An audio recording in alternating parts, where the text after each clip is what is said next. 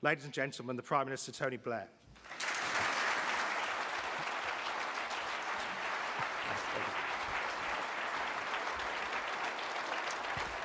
Thank you. Thank you very, very much indeed. Thank you, Kevin. I must get you to introduce me more often. But thank you for also reminding me what I said in 2005. And I did think that, but for reasons I'll give in a moment, I actually think over the past 18 months, we've probably gone further and faster on public service reform than we've ever done as a government. And maybe that's been part of my learning curve in government too. And what I'm going to do is I'm going to speak to you for 10 or 15 minutes and then answer questions. This will be my second question time of the day, and I hope you're more polite than the first audience. Who knows? Anyway, the first thing I'd like to say is this, that I think one of the most frustrating things for me is in the discussion of public services, there is a danger we get a completely unbalanced picture. We now have a set of polling results that is quite remarkable in this sense, that if you ask people what their personal experience of public services is, that personal experience is getting better. If you ask them what the overall state of the service is, they say it's getting worse. And there is a huge dichotomy that has now grown up between people's personal experience and their view of the collective. Far be it from me to suggest that might be something to do with the reporting, but I think that there is a sense in which, if we're not careful, we get this completely out of kilter. For example, I don't think there's any independent body that would say the National Health Service hasn't improved, and indeed significantly, over the past decade. Likewise, if you look at the school results, whether it's GCSEs or literacy and numeracy aged 11, yes, it's true you can say, well, you're a couple of percentage points off your target, but actually there are vastly more kids passing the requisite age passing the requisite results at age 11 on literacy and numeracy than there were 10 years ago. Interestingly, too, within those statistics, for the numbers of children that are not just getting level 4, which is what they're required to get, but are actually getting level 5, which is one above what they're required to get, those numbers have in fact more than doubled in the past 10 years. So there's some interesting things happening there. If you look, for example, I was, for the purpose of Prime Minister's questions today, looking at the median waiting time within the health service. It's come down, this is just over the last 4 years, because there weren't really figures kept on it properly before 2002, 2003. The median waiting time has come down from something like 11 weeks to 6 and a bit weeks. Now, none of that's to say, in a health service that treats 1 million people every 36 hours, there aren't horror stories. There are huge challenges, MRSA and issues to do with the reconfigurations at the moment and so on. Of course there are, and any healthcare system in the world has big challenges. But if you look, for example, at productivity in the health service and factor in the amount of time people wait and the quality of service, again, it isn't true that productivity has not risen in the past few years. It has actually risen, and it's risen quite significantly in many cases. People used to wait 2 years for cataract operations. They now get them, well, actually the worst waiting time is around about 3 months. The average is far less than that.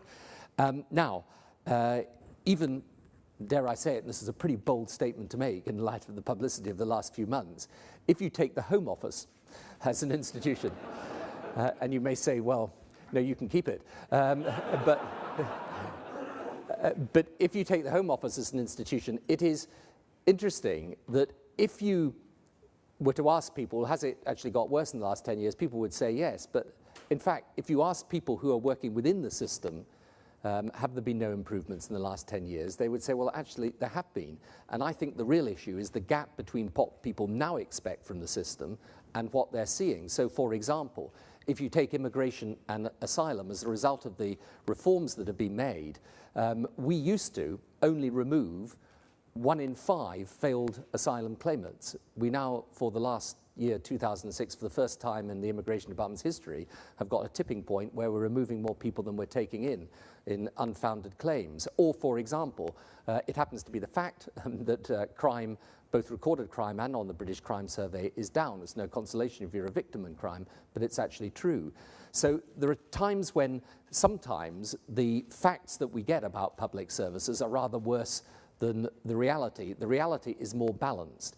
And the reality also, and this is very important in light of what Kevin was saying earlier, the other thing that I think is sometimes said is, you know, this is my public service reform programme, and it's, I mean, obviously it is very closely associated with me in the time that I've been Prime Minister, but if you look around the world today, public services are subject, in our types of country, basically to the same pressures. And though the prescriptions are different in each case, in fact, it is remarkable how similar the basic principles of those prescriptions are. And they really fall, I think, into four categories. And these are the basic elements of public service reform nowadays.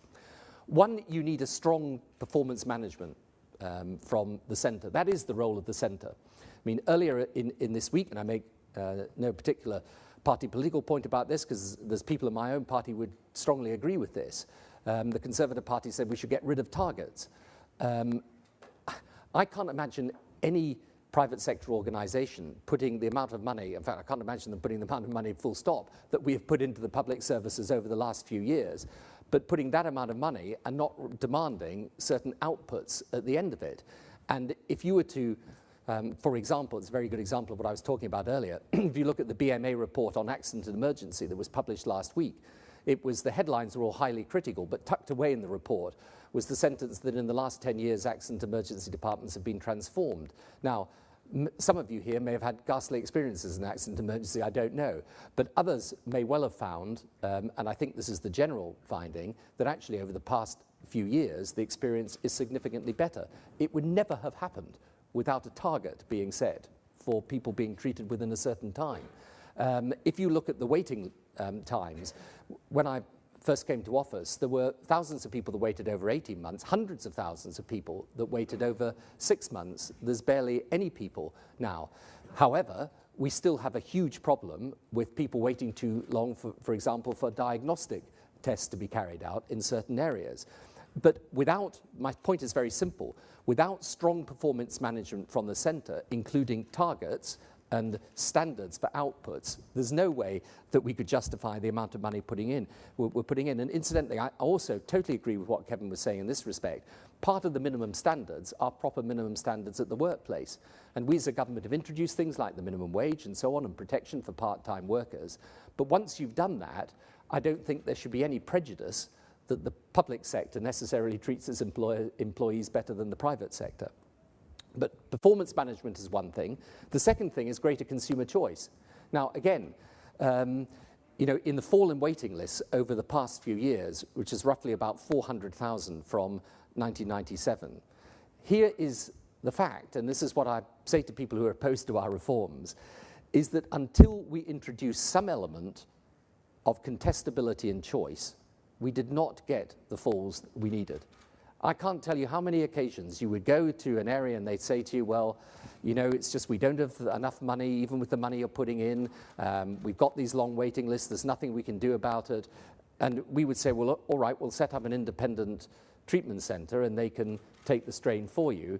And remarkably, over quite a short period of time, somehow what was previously impossible became a bit more possible and then actually was done. And the truth of the matter is, public service is like anything else. You know, if people believe that it's a monopoly service that you have absolutely no option but to use, then some of the pressure for change and for paying attention to the consumer and the user of the service just isn't there. So within the health service, we've introduced choice. We are going to roll that out across the whole of the system. And that's combined, of course, with payment by results. And I want to get to a situation where when a patient goes and sees their GP, as a result of the changes that we're making, they have a range of choices available to them. They can exercise those choices, and when they do, the money follows them and goes to the place that is then offering the service that the user wants. I also think, and this leads me to my third principle, that as well as strong performance management, greater emphasis on user choice and indeed voice, the third thing is the issue of contestability and breaking down the barriers between public, private and voluntary sector. This to me is nothing to do with ideology anymore. And I think, I mean, maybe I'm being too optimistic about this, but you know, believe me, in my job you've got to be an optimist. I think that whatever happens in the future, in the world of politics, I believe this concept of breaking down the barriers between public, private, and voluntary is here to stay. Now, some people may push it a little bit further, some people may push it a little bit less far, but it just makes complete sense. We would never have got the largest hospital building program underway without PFI. And, you know, I used to have these debates with people when I would say to them, look, in the old days, before we entered into this partnership with the private sector, I mean, the hospitals weren't built by civil servants. I mean, you still have private contractors that came in to do the work. Actually, what PFI does is it allows us to demand certain performance from the private sector over a certain number of years that, in fact, allows us to get these hospitals completed on time and to budget. If you take, for example, the independent treatment centres, again, if you don't open up some possibility for the private sector to come in, then you're left with a situation where you have no option but to carry on using the same service, whatever the standard. I see no reason why in time to come, if, for example, GP services are not being provided properly in a particular area, you can't have the independent sector come in and bid for those services. I mean, you know, in the end, if what comes first is the user and the consumer of the service, then it should be who provides the best service that is allowed to provide it. In the voluntary sector, I think there's still a massive amount that we could do to open up services to the voluntary sector. I mean, for example, you take school exclusions. We've now introduced a power for schools to come together and decide they won't use the local government service for school exclusions. They could use the voluntary sector. Some of the most difficult and disturbed kids, actually some of the charities in the voluntary sector do a better job. We've now introduced the provision in relation to the National Offender Management Service, where we're going to allow the voluntary sector to bid for work in relation to the rehabilitation of offenders. Sometimes in relation, for example, to long-time drug abusers, the voluntary sector does it better. They do it better than either, frankly, central or local government or the private sector. So, you know, there are ways that we can use the expertise here. City academies, you know, have brought the independent sector and entrepreneurs into the running of schools. They have greater freedom. Trust schools will also allow greater partnerships with the independent sector. My attitude to this is, you know, look at any other walk of life. Services are more, you know, take the private sector, services are more customized. They're more built around the preferences of the individual in exactly the same way that mass production is not really where modern industry is. Monolithic services, monolithically provided, isn't really where public services should be in today's world either. And all it requires is a proper strategic framework to be set and then open up services to greater contestability and diversity of supply. And I think that part of the creativity and energy you would find is precisely in people having new ideas, but being able to put those new ideas into practice because the system allows them to come in and provide the service. And the final and fourth element, so you've got performance management, you've got user and consumer choice and voice, you've got contestability and diversity of supply, opening up the system, and the final thing is workforce reform. And here again, I think there's more that we can do, but there's a lot we have done. I mean, nurses, for example, do far more today than they ever used to do in the National Health Service. They could do more still. You get GPs, primary care services, can provide some of the work that used to be done by consultants. They can provide it closer to the patient, more easy to do. Some of them build up expertise in particular areas. Why shouldn't they use it? If you look, for example, at the schools today, city academies, trust schools will be able to do the same. Sometimes, yes, a school may decide they want to hire an extra teacher, but sometimes they may decide to hire someone different. They may want an IT specialist, or if you take the Home Office and the policing services, for example, you know, I think there are a whole range of things, new job opportunities that could be opened up if we broke down some of the barriers between different types of discipline and profession coming in and providing services. Sometimes today in the health service, for example, it will be professional therapists of one sort or another. Physiotherapists, for example, may be able to do better in treating back complaints than someone waiting months and then going in to see a consultant who probably in the end will refer them back to the physiotherapist. So, you know, there is a whole set of issues there to do with workforce reform that are very important. Now, how do we sum all this up? I think that over the past 10 years, there has been a significant amount of change. And I say the interesting thing is, I think the last 18 months, I think in relation to trust schools and city academies, NHS reform, payment by results, the National Offender Management Service and so on, some of the changes that we're making in the way services are delivered, I think actually we have probably come faster and further than I would have anticipated possible back then. However, there's still a significant distance to go. And my own view, my advice to those that come after me, as it were, is take this agenda and push it further, because it should be pushed further, and recognize that in today's world, it's not about artificial barriers between public, private, and voluntary sector.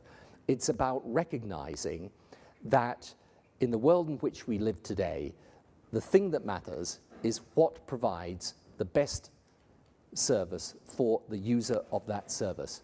Now, the user of that service, yes, wants a well-motivated and well-paid workforce, but they also want to know that the service is run for them, not the service run for themselves. So it's a cultural change, if you like, that we're bringing about through structural change. And I think it's all part of a changing world in which the state and government increasingly adopts a strategic and enabling role, commissioning services, but recognizing that the traditional monolithic forms of provision are not the best, that we should break up those monoliths and allow a far greater sense of diversity, contestability, competition, allowing people in who will release, as I say, that tremendous creative energy that is there in many local communities. Final point, it shouldn't be a matter of political ideology, this. It really shouldn't. I mean, in the end, as I say, look around the world, similar types of public service reform program are being pursued by governments on the centre-left and governments on the centre-right. It's an agenda that is actually less to do with ideology and more to do with modernity. The early 21st century is not 1945. The values and principles of public service may remain the same, but it's high time we understood that their implementation, like everything else in the world in which we live, has to move with the times. Thank you very much.